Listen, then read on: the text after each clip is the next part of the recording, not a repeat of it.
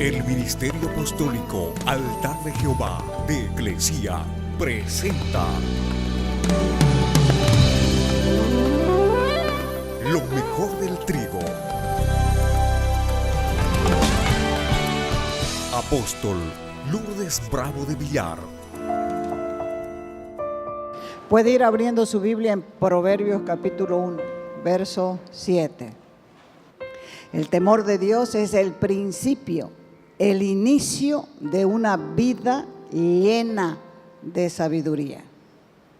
El temor de Dios es lo único que regula nuestro caminar cristiano.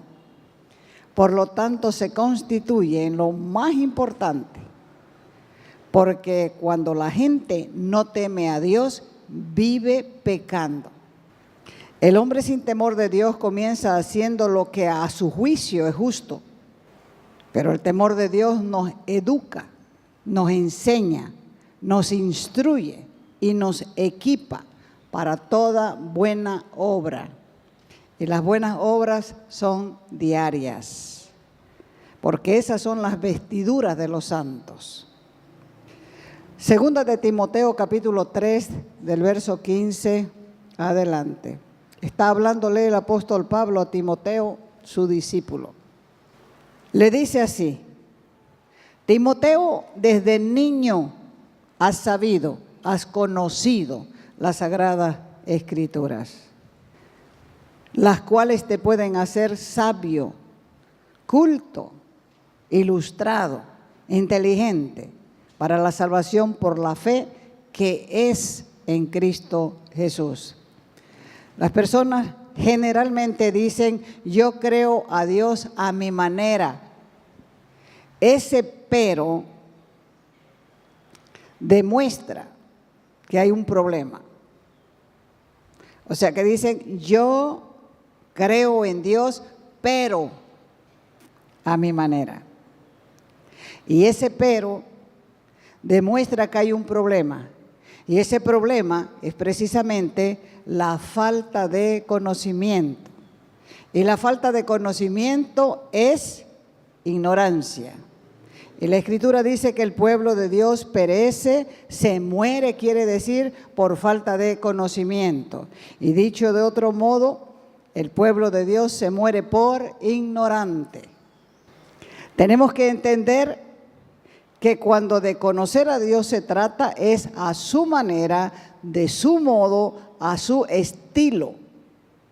Así que cuando quieras conocer de verdad al Dios verdadero, pensá en eso. ¿En qué es lo que tenés que pensar? Que es a su manera, a su modo y a su estilo. Hay tres clases de temor. El primero es el temor humano. Cuando la gente dice tengo miedo, generalmente dice tengo miedo, no dice tengo temor. El segundo es temor del hombre. Decir, ese es el temor de otros, de que digan otros, de que piensen otros, de que opinen otros. Y el tercero es el temor de Dios.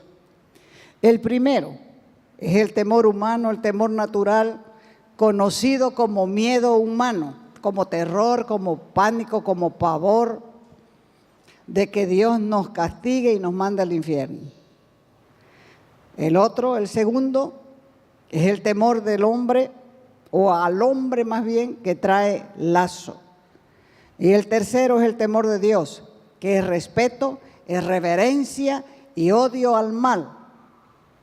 Y ese es el único temor que te lleva a la santidad.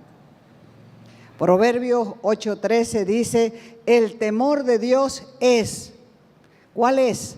Aborrecer, mirar con malos ojos el mal, la soberbia, el orgullo, la altivez, la arrogancia, la petulancia y el mal camino. Soberbia es orgullo. Soberbia y orgullo es altivez. Arrogancia es petulancia. Y todas esas cosas están en el mal camino. La primera clase de temor no viene de Dios porque Dios echa fuera el temor. Cuando una persona conoce el amor sobrenatural de Dios, es completamente diferente. Pero cuando no lo conoce, entonces esa persona está dominada y está acosada por temor al castigo. Solamente el impío, el que tiene la conciencia pecaminosa, manchada, a ese le acusa. Y eso comienza a perseguirlo a uno. Por eso Proverbios 28:1 dice, huye el impío sin que nadie le persiga. Adán dijo, por ejemplo, en Génesis 3:10, oí tu voz y tuve miedo. ¿Por qué tuvo miedo? Porque pecó. Este es el miedo al castigo por hacer algo mal. Este es el temor culpable. La Escritura nos pide a los hijos de Dios a no tener ese tipo de temor. Dios cada vez que se acercó al hombre le dijo, no temas. Recuerden que cuando le habló a Abraham le dijo, no temas, yo soy tu galardón y tu escudo. El salmista dice, no temeré mal alguno porque tú estarás conmigo. El verdadero temor de Dios es diferente. Además es reverente. Es un reconocimiento de la majestad, del poder, de la santidad de Dios. El Salmo 33:8 dice, tema a Jehová toda la tierra. Teman delante de él, ¿quiénes? Todos los habitantes del mundo. Pero es el temor diferente al del pecador que el temor al del creyente. El único temor que lo lleva a uno a vivir en santidad es el temor de Dios. Salmo 34:9 dice, temed a Jehová vosotros los santos, pues nada faltará a los que le temen. ¿De qué temor está hablando? Del temor de Dios. Por ejemplo, en Éxodo 19 relata la Escritura que para probar a los israelitas lo importante que era un pacto con Dios, Él se presentó en una nube espesa, densa, pesada, mientras el monte Sinaí humeaba y se escuchaban los relámpagos, se veían los rayos y el sonido de los truenos, y esos relámpagos que eran larguísimos tenían al pueblo temblando. Y el temor de la presencia y la santidad de Dios los tenía aterrorizados, aterrados, despavoridos, porque Dios estaba allí. Entonces, el temor de Dios viene a las personas para enseñarnos a huir del pecado. Y solo aquel que tiene temor de Dios no peca. ¿Por qué? Porque el temor de Dios le va a hacer huir de toda ocasión de pecado. Y el temor de Dios es ordenado por Él. Deuteronomio capítulo 10, verso 12. Y ahora pues Israel, dice Deuteronomio 10, 12. ¿Qué pide Jehová tu Dios de ti? ¿Qué pide? Pide que le temas a Jehová tu Dios, que andes en todos sus caminos, que le ames, que le sirvas con todo tu corazón y con toda tu alma.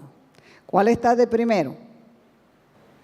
El temor, que temas a Jehová tu Dios, porque el temor te va a hacer caminar en sus caminos. El temor va a hacer que le ames de manera diferente. Y entonces tu corazón y tu alma se va a inclinar a Él. Porque ¿cómo puede Dios comprobar que le amas? La prueba de tu amor por Dios lo demuestras con tu caminar. Un caminar en justicia, en amor y equidad. Y si quieres comprobar que verdaderamente amas a Dios, pregúntate personalmente. ¿De aquí a 5 años estaré sirviendo al Señor? Solo lo harás si tienes temor de Dios. Es fácil decir, yo estaré. Pues es bueno saber de lo que somos capaces de hacer si no tenemos temor de Dios. Una de las partes principales de la armadura de un soldado es el cinturón de la verdad. Ese cinturón de la verdad sujeta toda la armadura o afloja toda la armadura.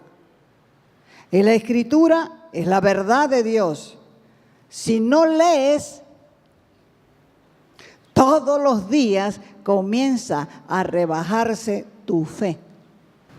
Dios nos ha salvado para que contemos las virtudes de aquel que nos sacó de las tinieblas a la luz admirable. Entonces, ¿dónde estábamos antes? En las tinieblas. De las tinieblas nos sacó a la luz. Y una vez en la luz, quiere que nosotros contemos sus virtudes. Y si nosotros no leemos su palabra, no vamos a conocer cuáles son sus virtudes. Porque si basamos nuestra seguridad en el temor de Dios, el respeto a sus leyes, la reverencia a su santidad, entonces podemos esperar que de aquí a 5 años, a 10 años, sigamos en el camino de la fe en Jesucristo.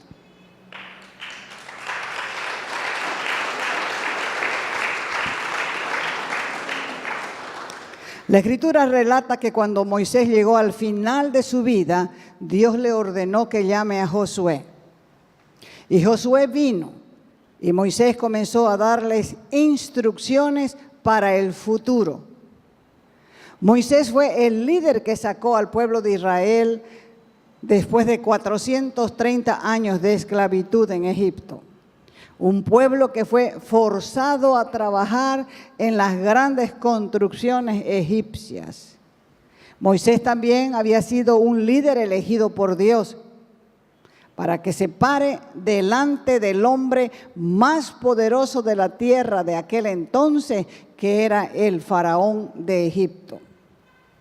Si miras tu vida, vos también eres una persona elegida para libertar a los cautivos, para abrir las puertas de las cárceles, para quitarles las almas a Satanás, el Dios de este mundo. Está escrito que el mundo está bajo el poder del maligno, cautivo de él. Entonces Dios te llama de las tinieblas a la luz admirable, para que cuentes las virtudes. Las virtudes que cuentes, la gente va a escuchar, porque solamente el Evangelio es lo único que quita las escamas de los ojos. Por eso se predica. Y Evangelio que no se predica no es buenas nuevas. Las buenas nuevas hay que predicarlas.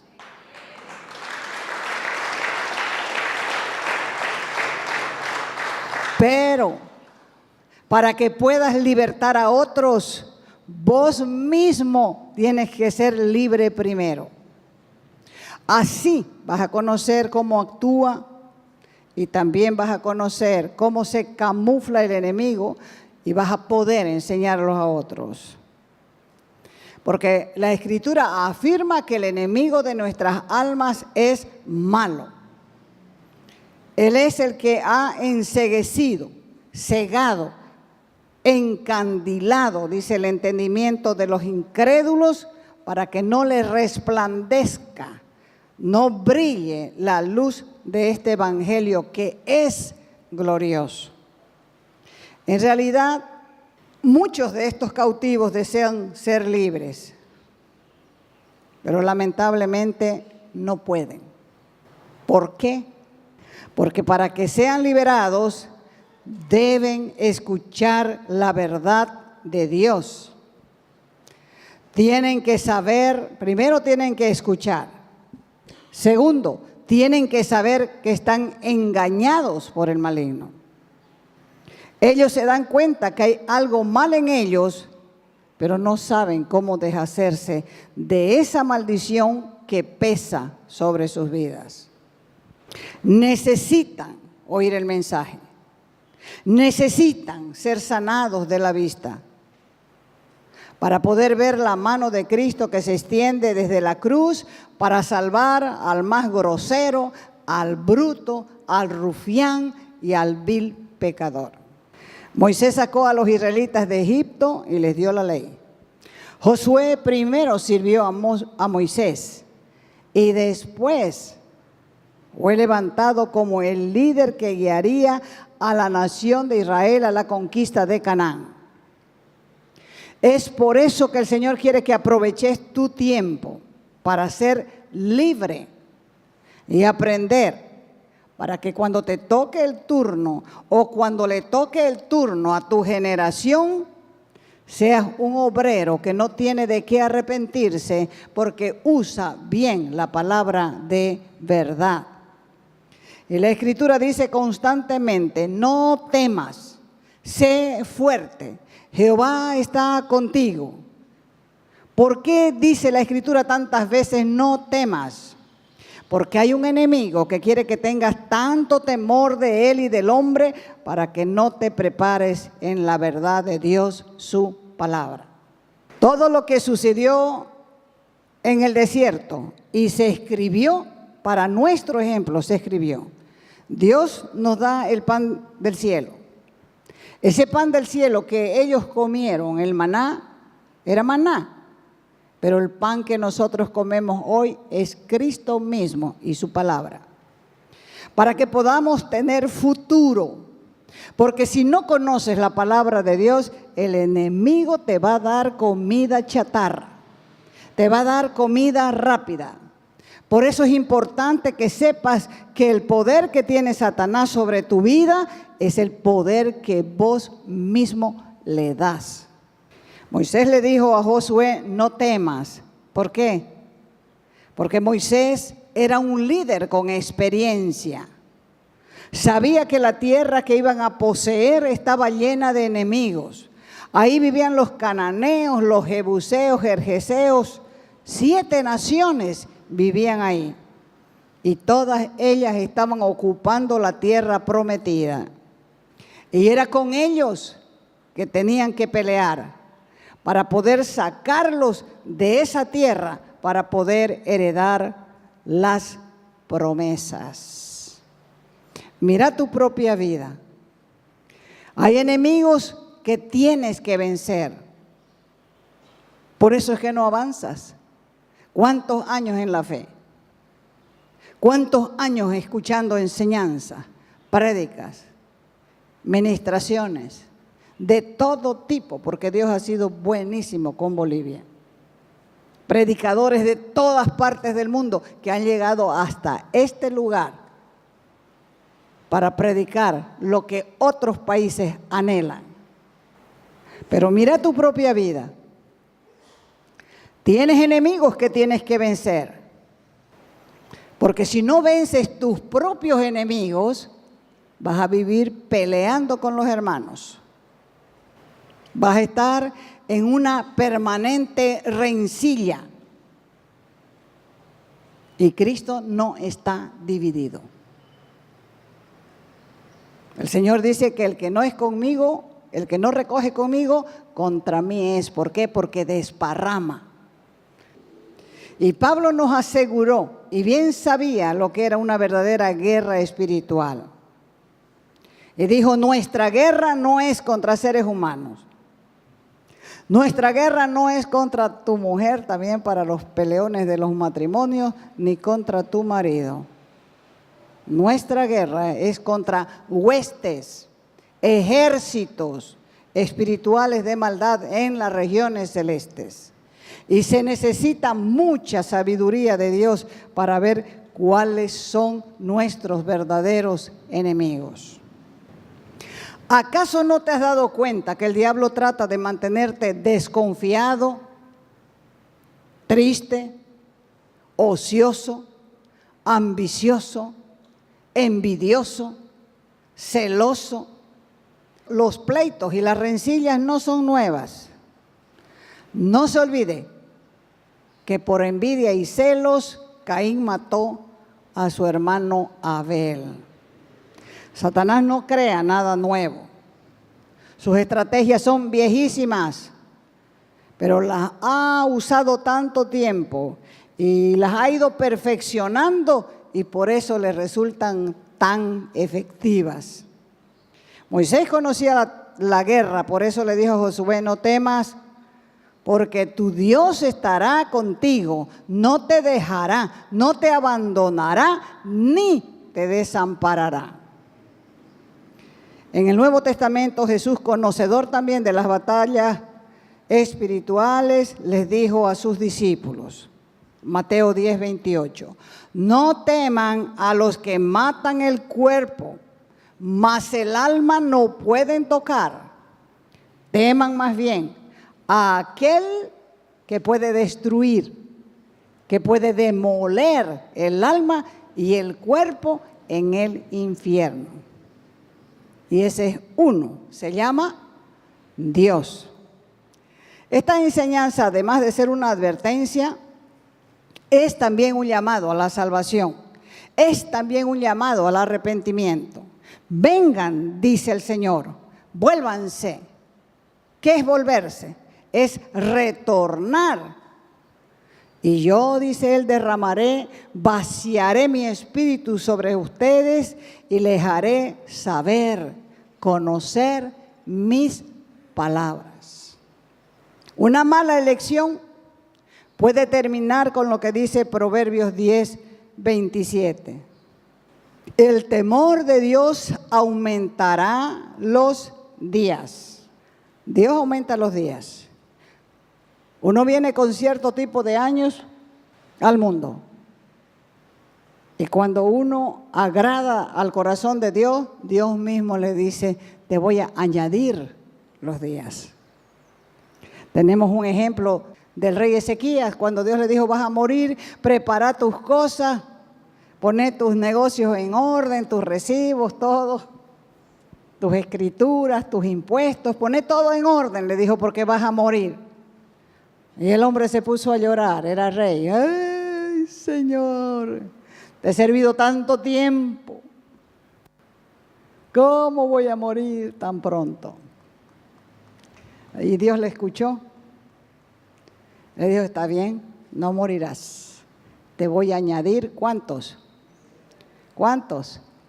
15 años. ¿Y qué era mejor? ¿Que se muera o que le añadan los años? Bueno, viendo la historia, nosotros podemos decir, mejor era que se hubiera ido en su tiempo. Porque a veces cuando Dios le añade a las personas años, en esos años que Dios le añade, la gente se aburrirá. Pero hay otros que son fructíferos. Por eso Proverbios 10:27 dice, el temor de Dios aumentará, ¿qué? Los días. No es los días de 24 horas, sino son los años. Más los años de los impíos serán acortados.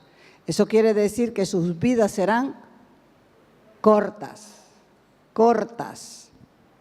Proverbios 1:23 dice, vuélvanse a mi reprensión, tomen en cuenta mi llamada de atención, y yo derramaré mi espíritu sobre ustedes y les haré saber mis palabras. Proverbios 1:24, adelante dice, porque he llamado, tomen estas palabras en serio, porque he llamado o porque te he llamado y has rehusado oírme. No me quieres oír. Extendí mi mano y tampoco nadie me ha hecho caso. Han desatendido el consejo mío. No han deseado mi reprensión. Entonces, por esa causa, en el día de su calamidad, me reiré. Me voy a reír de su calamidad, me burlaré cuando les sobrevengan lo que temen. Y cuando venga como tormenta lo que temen y su calamidad sobrevenga como torbellino, aturdimiento, cuando venga sobre ustedes tribulación, amarguras, sinsabores, angustias, ansiedad, zozobra, entonces me invocarán. Entonces van a buscarme, van a suplicar, pero no responderé. Me buscarán con diligencia, me buscarán con prisa, pero no me hallarán. Verso 29. Porque odiaron el conocimiento, la sensatez, y no escogieron el temor del Señor, ni quisieron siquiera aceptar mi consejo, mi amonestación, mi exhortación, y despreciaron toda mi reprensión, mi regaño, mi corrección. Verso 31. Así que comerán del fruto de su conducta y de sus propias artimañas, astucia, se hartarán, se empacharán, porque el desvío, el desamor de los simples los matará, y la complacencia, el gusto de los necios destruirá. Pero, siempre Dios nos muestra lo que va a hacer, pero nos da una oportunidad. Pero el que me escucha, el que me atiende, el que me oye, vivirá seguro. No solamente vivirá seguro, sino que descansará, reposará sin temor al mal. Entonces, la decisión, ¿en manos de quién está? La decisión es personal, está en manos de cada persona. La gente pide a Dios equivocadamente sabiduría. Dame, Señor, sabiduría. Dame, Señor, sabiduría. Voy a hacer este examen. Dame sabiduría. La sabiduría de Dios consiste en conocer su palabra y en vivirla con sentido común. Porque conocer la palabra y vivirla te da temor de Dios. ¿Cuántas veces el enemigo de nuestras almas nos hace vivir en condenación? Y no estoy hablando de los cínicos. Para los que dicen, ay, caí de nuevo. ¿Qué le voy a hacer? Pues soy débil. Es para los que dicen, mi carne es débil, pero soy fuerte en el Señor. Entonces, por eso hablo para los que buscan la santidad en el temor de Dios e involuntariamente tropiezan. Para ellos, la Escritura dice, abogado tenemos para con el Padre, a Jesucristo el justo. Y es un abogado que no cobra honorarios. Es un abogado que tiene una firma que es garantía. Y la firma con su sangre. Una sangre que limpia todo pecado. Y Él vive aumentando la porción de gracia para que podamos ser testigos de lo que Él puede hacer con la persona que quiere dejarse transformar.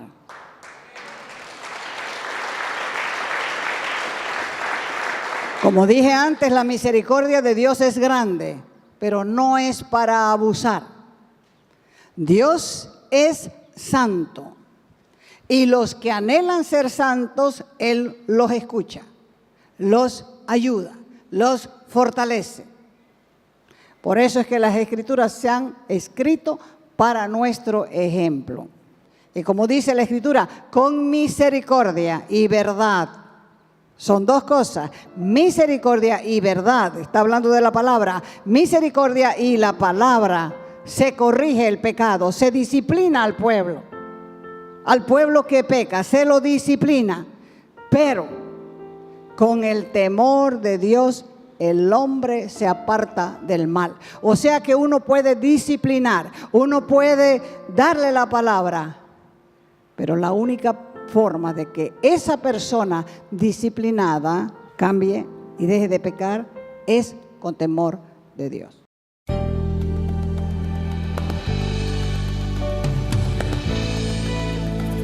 Te invitamos a nuestras conferencias los días viernes, sábados y domingos a las 20 horas.